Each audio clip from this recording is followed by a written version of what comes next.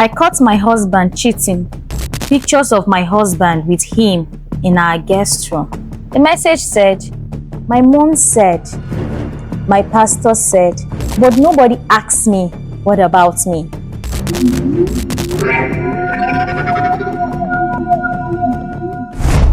Hello, guys. I'm so excited to have you on the first episode of the Truth Diaries. I was so amazed to see the numerous messages that were already coming in via our emails. So basically, my team and I had to go through the messages, and here we are on the first episode of the Truth Diaries. Before we proceed, please subscribe and follow us on all our social media platforms. And don't forget to turn off your notification bell so you get notified whenever we drop a new update. Thank you. So moving forward, we're going to be reading out this particular story.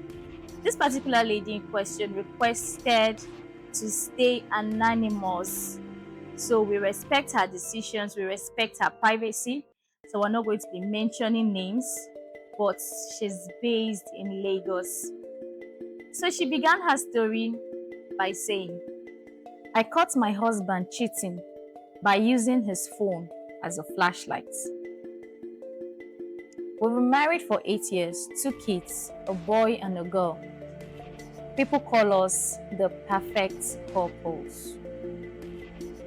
Sometime in the month of February, I couldn't find my phone to call my mom. My husband was asleep, his phone charging beside him, so I picked it up to use his flashlight. A WhatsApp message then popped up from Bobby, and Bobby happens to be his best friend and our kid's godfather. The man who stood beside him during our wedding.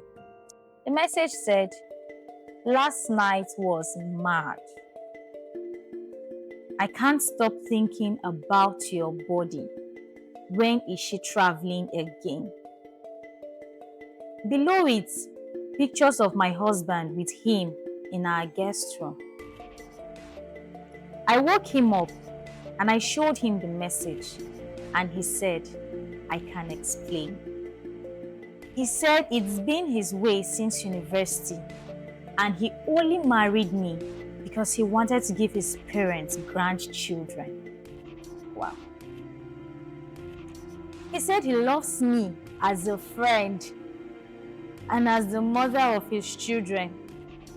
He said Bobby is the only person who understands him. He said, please don't leave. Think of the kids. Think of shame. Think of church. Wow.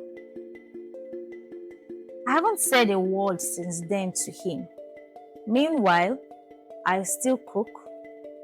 I still drop the kids at school. I even smile whenever his mom comes visiting.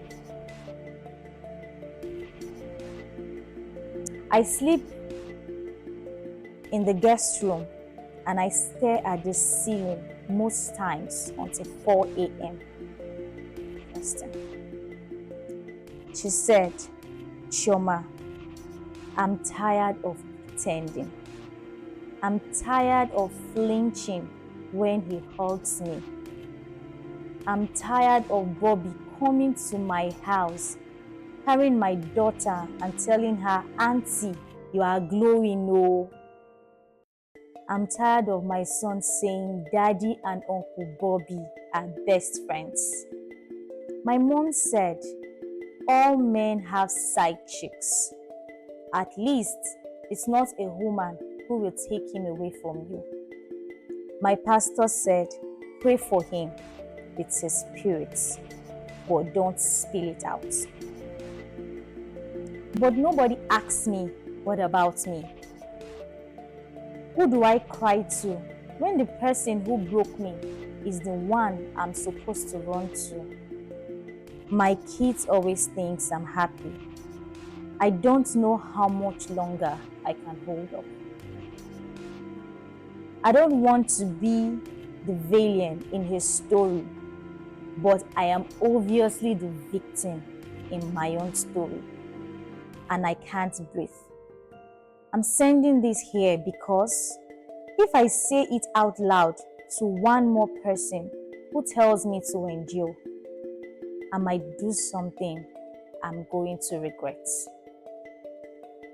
Wow, such an interesting story. So, viewers, what do you think about this? Kindly drop your comments in the comment section. She promises to go through the comment section to see what is the next line of action, what step she should take towards this particular situation. Thank you so much for watching. Remember, your words are voice and zero judgment. Hope to see you in the next episode of the Truth Diary. Bye.